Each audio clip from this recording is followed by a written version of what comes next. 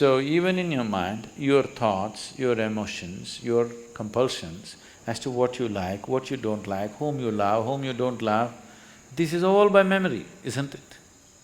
It's already past. Yesterday you loved somebody, with that memory you're living today. Yesterday you disliked somebody, with that memory you're living today. So you're trying to live that which is over. If you try to live that which is over, that which is will bypass you. So yoga means to liberate yourself from that information which determines who I am right now. That information which determines the color of my skin, that information which determines the shape of my body, that information should not determine how I think, how I feel, how I experience my life, but unfortunately it is. So if you become like this, that information does not determine how you are right now, then you are moving into yoga. So daily working, daily morning sadhana is just this, to slowly, gradually, to create the distance from that information. You don't have to lose it. People say, I want to forget. If you forget, you will once again do the same idiotic things all over again. Never ever forget. The more unpleasant your life has been, the more you should never forget. If you forget, you will do the same stupid things all over again. This is not about forgetfulness, but being able to carry. See, suppose today you have memory sticks. If it's all the time plugged in and all of it playing, you'll go crazy. You can carry it in your pocket, no problem. When you want, you stick it in your computer, otherwise you put it in your pocket, this is good. No problem. Memory is still there, but not compulsively working through you. When you want, consciously you can activate it, otherwise it lies there. So if this becomes like this, if you want, you can activate all of it, otherwise you can keep it aside. Then once that freedom comes, memory is not a problem. But right now memory is a problem because it's playing up all the time.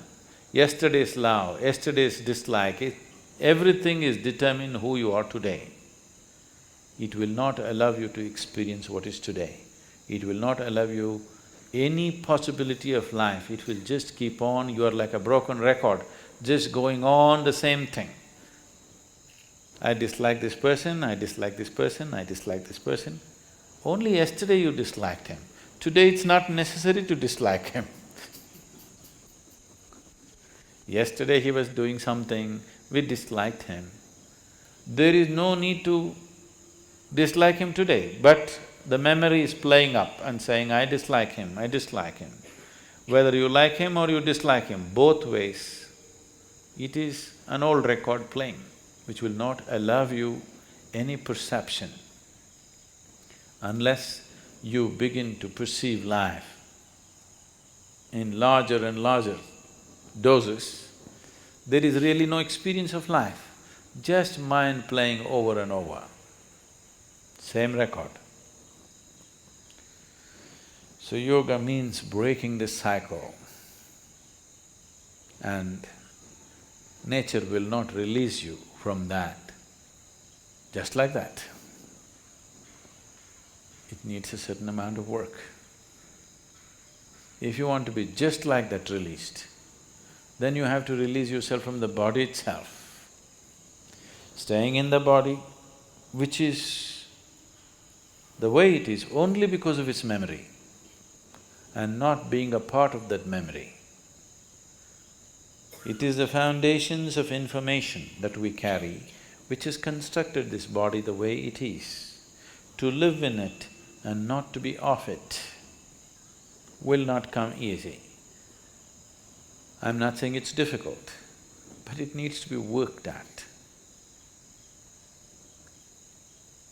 The sadhana is just about this. However simple the sadhana is, every day if it is worked at, slowly one can see a certain level of freedom happening within you step by step, maybe inch by inch.